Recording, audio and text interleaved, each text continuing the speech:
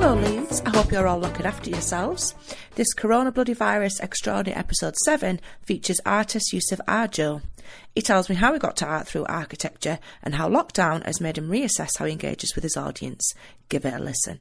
So this is the Corona Bloody Virus Extraordinary Episode 7, and today I have the artist Yusef Arjo, who has remotely connected in to speak to me. Hello Yusef. Hi there, Hazel. How are you doing today? Yeah, not bad. Same old room in the kitchen again. So Yusef, I know about you because I saw your work on Instagram. Can you just explain to everybody who might not have seen it what kind of art it is that you're into? Yeah, sure. So my Instagram account is called Art by Arjo, and it's mainly based around my sort of love and passion for cityscapes, architecture, landmarks, and sort of pieces of interest, which I kind of started 4 or 5 years ago now, I believe, while I was employed as an architect. And I just kind of had sort of was wanting to just rekindle a sort of passion for drawing that I'd always had as a kid. Mm-hmm. And just decided to, call it Art by Arjo, so people who knew me didn't really know it was my stuff. So, because there was less pressure in a way, just put stuff out there and people not even really realize who it is. I didn't really ever show myself or just kind of showed artwork. And then just started drawing pieces really. And it kind of got quite good engagement from people, and people seemed to interact with it. And then people, just started asking me to do pieces for them. Yeah. And initially it was just I was doing a few freebies and just going off and drawing places that I liked myself, mainly in Leeds, being from Leeds. And that's how it kind of started and just grew from that. So yeah, it's mainly sort of the slogan that I go for is your memories on paper. So I tried to create a piece of art for people that has some sort of meaning or memory to them. So it's like very personal. Yeah. And then I also just create things that are of interest to myself, mainly based around like cityscapes and landmarks. Oh, lovely. Because and I've loved some of your, all of your ones that you've done of the buildings in Leeds, because there's some really iconic buildings. And like you say, I think people like to have something that reminds them of their own city, don't they? Well, that's it. Yeah. I mean, it's only when you look up and realise, like, the city itself of Leeds, it's got so much great architecture and so many great little buildings, and it really has. Yeah. Have you got a personal favourite? Oh, personal favourite. Oh, that's a tricky one. I mean, I love like older sort of like historical architecture buildings, so I'd probably say the Corn Exchange. Yeah. I'd say just because it's amazing to look at outside, and then when you go in, you're actually kind of blown away by the roofscape and the scale of it, and I just think it's beautiful. I think it's a beautiful building. And is it different between sort of choosing which building you like to look at and choosing which building you actually like to draw? Yeah, probably. I mean, a lot of the time it'll be like places that I like to go a lot, so I do end up drawing a lot of like cafes and bars and restaurants, sometimes because they ask me to, and they want the piece for themselves. Because for example, if you're an independent and you might, that's such a big passion of yours, you might want like that memory of it. Yeah. But sometimes it's just because I do love going there, and I don't know, I just got this desire to draw them. Weirdly. I think that's great. And so did you have so you said that your background was in architecture, so not necessarily in art? No, I'd never really studied art past A level, where I got an E. Oh. So if you want me to take for you could say is you don't rely on what your grades are. You can always still always do something. So I'd come to Leeds to study architecture, and I'd done a degree at Leeds Met, what it was then, or Leeds Beckett now. And then kind of graduated at the worst sort of time in 2007 when the recession was, and couldn't get a job in it at all. Oh no. Which actually then led to me changing career paths totally, and opening up taking over a business of a smoothie bar cafe. All right. Up near the university, which I ran for like 3-4 years, which was a great experience. Loved it. amazing people around there. It was right next to the art college and the Parkinson building. So, you always had like loads of great students coming in and, really interesting people. And yeah, that was a great time. And then as it happened, a friend of mine who was working in architecture and had a good role was advertising up for a job, and I'd gone along for that and kind of got back into it at the same time as selling my shop. And kind of finally found a way back into architecture. Wow. After about 4 or 5 years after graduating on a 670 degree. And then, did that for 3-4 years. And it was great. And I was at a great practice. I did architecture in Leeds City Centre. Some great people there, really enjoyed it. But just one of the big things I was missing was being my own boss and working for myself, and being creative where you saw the end result yourself of being your own boss in a way, and then that's kind of led to just kind of, after 2-3 years of being in this same job role, just me starting to feel that I needed a bit of a change, and I needed some kind of extra passion that I kind of just started to lose while working there. And so I really ramped up the drawing I was doing and kind of this side of what it is Art by Arjo. And so kind of like as a side hustle was just every evening drawing and doing pieces and kind of creating like an art business, as well as working during the day. So the hopeful aim that one day I could work out a way that I could do that full time. Yeah. And thankfully, I've managed to do that. That's fantastic. So when all the lockdown and everything happened, have you had to sort of change the way that you sell your work? Well, one lucky thing is that a lot of my business is online. So that side of things don't change in terms of selling prints of pieces I do through a website or everything. That, in a way, online sales are kind of, and online businesses are doing well. Yeah. I feel because people, in a way, have more time to look online. They can't go to the shops and go to different places, and I think people have a bit more time to be thoughtful. And I think people are sort of, I know a lot of people getting in touch with me. I like thinking of presents for people. And sort of the pieces that I kind of try to create are like a thoughtful memory or something you can give on a special occasion. Yeah. And I found that side, luckily, has worked quite well where people are still getting in touch. But then other sides, say half my business is based around pop-up stalls that I have in Leeds City Centre. One being the Arts Mix. I don't know if you've heard of it. Yeah, I have. Yeah. So on Albion Street, I do a pop-up there with 22, 23 other amazing makers and independents. I do the farmers markets on Sunday, which is on Briggate in Leeds City Centre. So they're like great locations, great footfall to meet people, and then on them I sell like all my limited edition prints, mainly pieces based around Leeds. So it's like great, it's great interaction with people and people seeing like pieces they love or places they love. Yeah. So that side has had to change, and for the foreseeable future, all them events are cancelled. So I've had to like think of different innovative sort of ideas and things to do to sort of counteract that. Mm-hmm.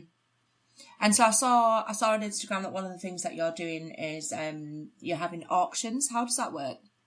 Yeah. So one thing I am doing is that what I had planned this summer was to do sort of my first exhibition of selling a lot of original pieces of my art that I've sort of collated now. Yeah. And so this was in the sort of planning stage, and then really now it's just kind of not going to be possible. So I decided to try and create a way where, so I'm doing 6 pieces of original artwork of mine. Yeah.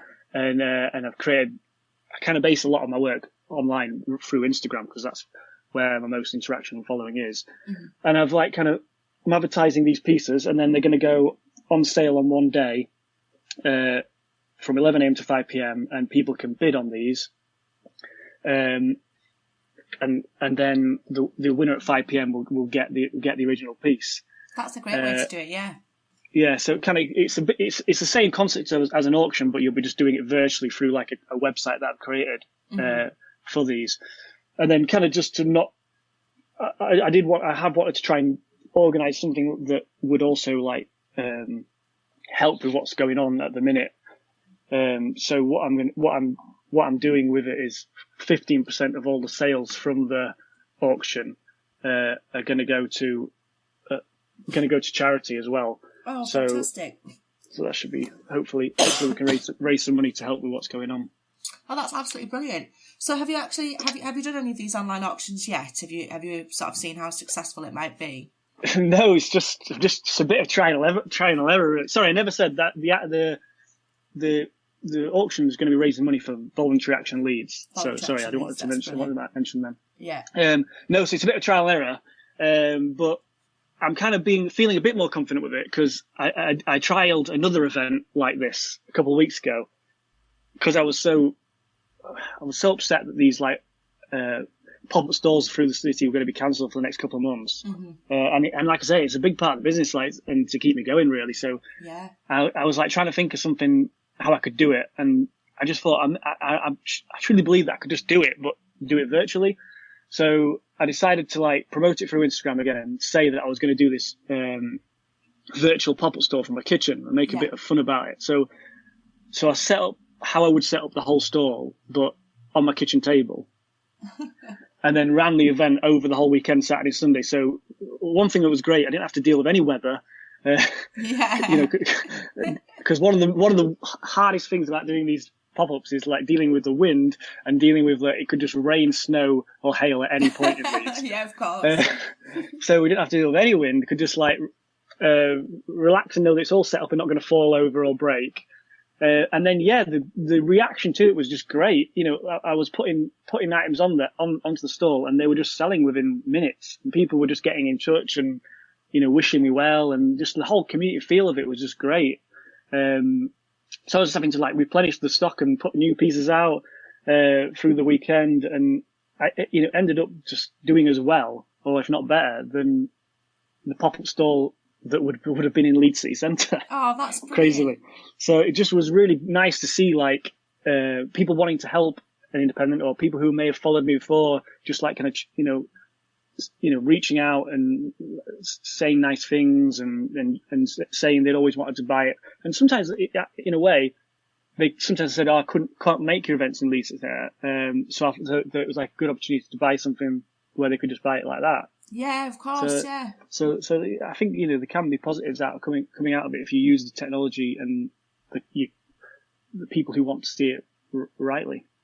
Yeah, and I suppose as well, I'm missing some of the buildings in Leeds. I mean, I'm missing exactly. Market. I'm missing Bridgewater Place. There's so many buildings that are part of your life that you see every single day. So I can imagine. Yeah, you just take it all for granted, don't you? Yeah.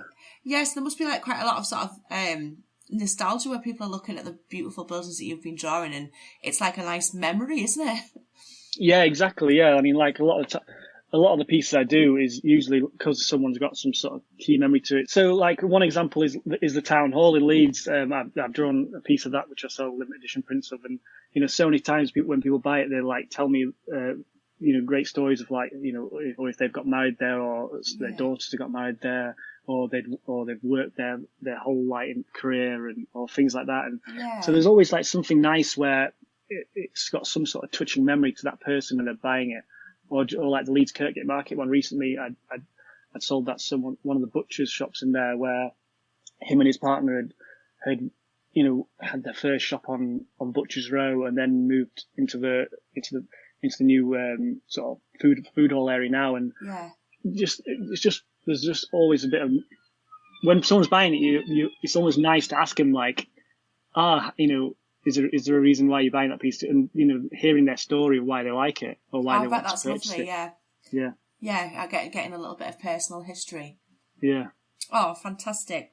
How are you personally coping with the lockdown? Would you say, sort of family wise and? So it's tricky, isn't it? I mean, it is a big change, obviously. I think I'm starting to get used to it now, going into our fourth week, as we're all kind of creatures of habit. So I feel like the first week's always a bit of a panic and everyone's trying to change and do everything. But I feel like now, luckily, I kind of half the week would work at home anyway and draw from home or do bits and pieces from home working myself. So the kind of working from home side of it has kind of been quite similar for me generally, apart from the only difference being that when I would normally work from home, I'd be on loan, whereas now my wife's here as well. We've got a 15-month-old boy, so it's mixing all that. That's been the big change, and balancing both of us working while both of us looking after our kid, which is awesome and amazing that we're getting spend so much time more together. Mm-hmm. But so brings its own pressures and strains. But it does bring its own pressures. But I think one of the main things we're doing to cope is keep a bit of a routine. Yeah.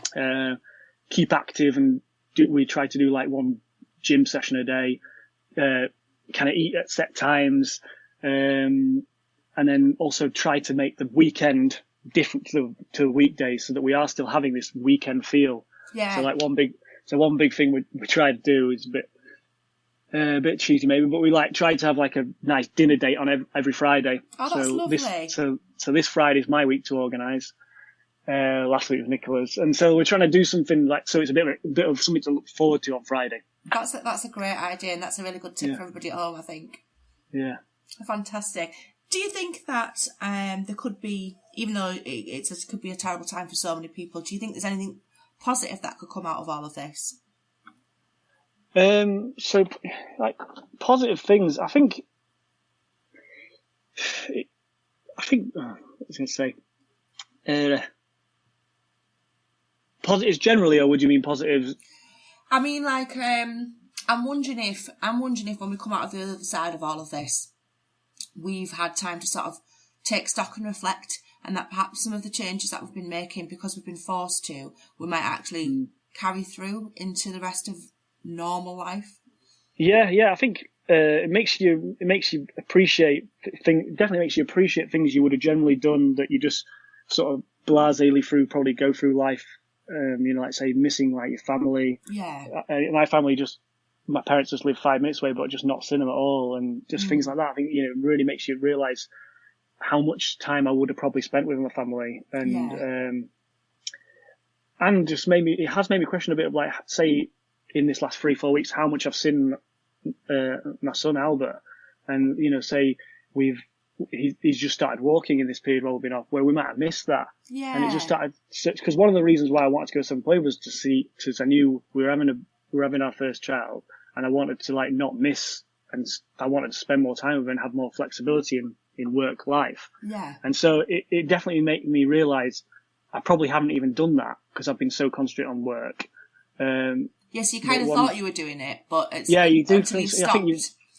And I think sometimes you think you are doing it, but then you through this period you realise, well, he's changing so much every day, and I'm you don't want to miss all that. So I think that's one thing for me that is that side of it. And I've found that I've started to get back in touch with a few people, or people have contacted me who might not normally ring me. Yeah. And I think it'd be just great if we remember that and try to stay connected with people and not just go about this crazy life we do of just feeling like we've got to work and just work constantly. Yeah. I feel like it's definitely. I mean, obviously, I don't have small children to look after, or elderly relatives or anyone who's sick or anything like that. But for me personally, it's just given me. And I thought I was quite a reflective person anyway, but I feel like it's given me time to reflect about lots of different things. And like you say, the first week it was like, oh my God, I'm going to have to make sure that I work out and I do this and I do that and where I'm going to get my food from. But now I feel like I'm sort of finally kind of settling into it, and like you say, having a routine, so getting up at a certain time every day.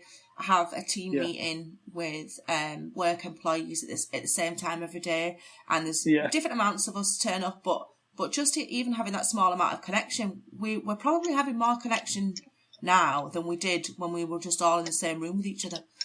Yeah, and I think the great thing is, luckily, the time it's happened in sort of the span of of sort of life, the technology and everything is available to still sort of cope with these sort of things. Like, if this happened, say, 30, 40 years ago, before all the internet, I just can't imagine how we would have dealt with it or sort of made everyone realize what's going on, everyone understand it as clearly as like when we get these daily briefings or everything you just see on social media, people telling you what to do and how to help. And I actually think it would be so much harder. So I think one good thing is that the timing it has happened, the technology and what's available to let people still connect and carry on doing business has helped that. And like, I think one positive thing is like a lot of businesses are trialing things, like I was saying about mine, that they maybe put off or not bothered to do, of like, say, having online deliveries or, like I know a lot of like, I live near Chapalton and Meanwood, and a lot of places have started to do like online deliveries or local pickups and, and they probably wouldn't have done that or tried it. And I bet it has been successful, something that they could then take into carrying on once this is over and have another side to their business probably. Yeah, another string to the bow. Yeah. And I think it's made a lot of us think about shopping locally. Like, we've had all fruit and veg delivered from a local grocer in Chapalton and things like that. So I think hopefully people start to realise, oh yeah, there is other places on my doorstep and I can help these people, and there's a lot of opportunities to be a bit more like localised. Yeah, I completely agree. Yeah. There's definitely like, it's sort of giving you different ways of working, and it makes you question why we didn't try certain things before. Exactly. But like you say, because you're at work and you're just in your busy life, you don't always have time to sort of question why you do things a certain way. You just do. Yeah, Whereas, exactly. Yeah. Yeah, this period has given me a lot of time to think about a lot of things like that. Like, I like the way, I don't understand. I think everybody working from home, I know it's not exactly the same, but it makes you think, well, it's working this way, so why did we all have to go to work and be physically in the building all the time? Yeah, every day. Like, why do we all have to go these exact set times, all clog the roads exactly the set time, get annoyed going into work, taking an hour and a half, 2 hours a day, an extra working day a week going to work, when you could have just woke up and gone to your desk in your pajamas? Yeah, exactly. Yusef, I always ask guests 3 questions. The first one being, what would you say is something that is great about Leeds? Great about Leeds, there's a lot of things, I think. And one thing, if people know me, they know I'm terrible at answering with one thing that's the best. So I think how I would summarise it is, I've lived in Leeds for over 17 years. So I feel like sort of different ages of when I was here are different things I've loved or fallen in love with the city. So I think like moving to Leeds as a student, I loved all the student lifestyle of living in Leeds. I think it's a great city to be a student in, and like living at Headingley Hyde Park, all that side of it. And then I think in my 20s, I would say I moved into the city centre and like lived like the city life for like 9 years, and just loved living in the city itself and the great restaurants and bars and cafes there are, and like the ever changing side of the city that was probably growing so much at the time, of a lot more people living in the city itself. And sort of like a highlight in the city, I love all the arcades. I think that makes Leeds quite unique as a city, with all the independent shops on it, because you can get quite lost in cities of, with all the chains that are there, and they can all end up looking quite similar when you go down the street of, oh, there's a Debenhams here, there's a H&M here, there's a Topman here, Topshop here. Yeah, Whereas I feel like one great thing about the arcades in Leeds is that they bring such different and diverse shops and places that you can visit, and they look so beautiful as well, I think. So I'd say that really. And then in my 30s, moving out of Leeds into like a suburb, I'd say exploring them suburbs, and sort of, for me, like that's Chapalton, Meanwood and Moortown, stuff like that. Yeah, because they're all very unique, aren't they? Yeah, and like you can so easily get one great thing about Leeds, it's big enough and small enough that you can get around it so quick. So I feel like if you wanted to go to a certain area, it's not like as big as London where you like it's taking up your whole day to get to a certain area. You can quite easily get about, which I like, and explore a different area.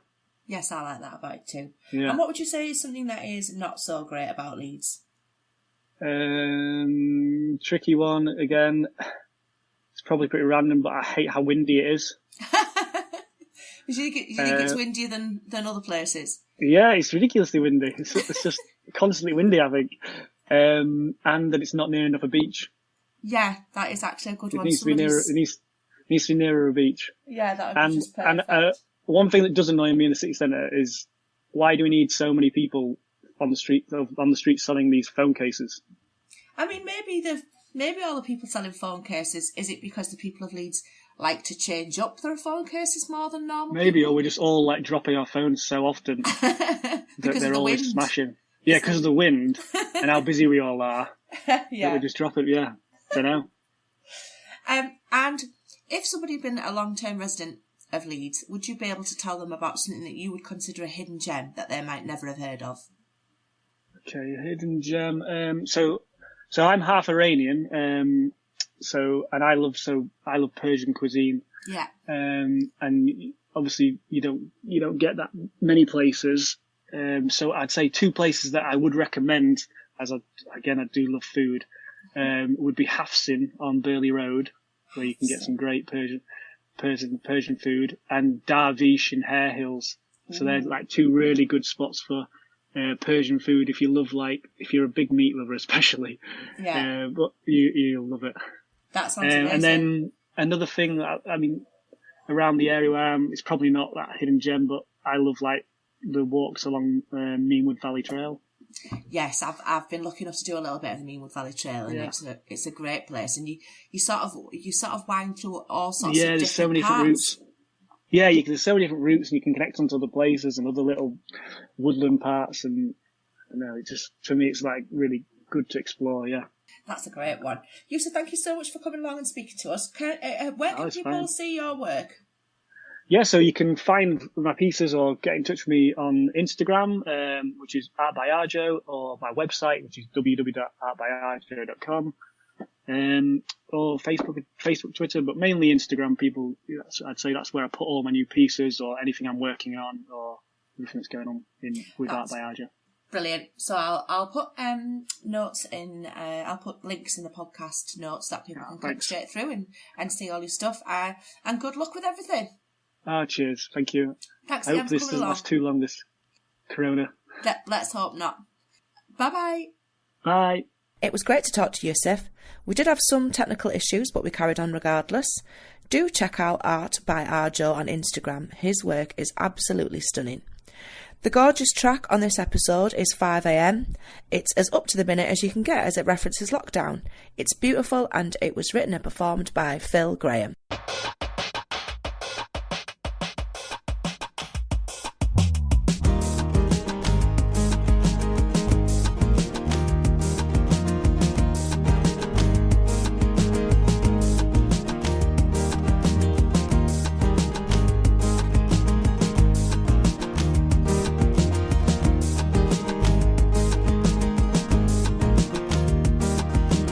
Times are living easy, times are living hard, times are living just enough to stay on the track. Days of being lazy, days of working my fingers to the bone, and days of watching my back. Cause it's only ever 5am round here, yeah, it's only ever 5am. And we'll never be afraid again around here, no, we'll never be afraid again. Lockdown and ghost town, we'll have a party when it's over and done. Lost my keys to the quarantine club, and we're dodging a smoking gun. Stuck indoors for days upon days today, just the phase of all phases. Deep breath and lick your wounds, bandage up your grazes. It's only ever 5am round here, yeah, it's only ever 5am. And we'll never be afraid again round here, no, we'll never be afraid again. Yeah, it's only ever 5am round here, yeah, it's only ever 5am. And we'll never be afraid again round here, no, we'll never be afraid again. Jump out of bed, coffee, stick the telly on. Go on mad, seeing red, sorry, sound mine's long gone. Taking pictures of ourselves to send to friends to prove that we're still alive. Stay indoors, don't go outside, don't go outside. Cause it's only ever 5am round here, yeah, it's only ever 5am. And we'll We'll never be afraid again around here. No, we'll never be afraid again. No, it's only ever 5 a.m. round here. No, it's only ever 5 a.m. And we'll never be afraid again around here. No, we'll never be afraid again. Oh. So call 1101 whatever. Might never see you again, but we'll stay in touch. Stay away from me, can we stick together? Leave me alone, but would you be my crutch? Yeah, it's only ever 5 a.m. round here. Yeah, it's only ever 5 a.m. We'll never be afraid again round here. No, we'll never be afraid again. No, it's only ever 5 a.m. round here. It's only ever 5 a.m.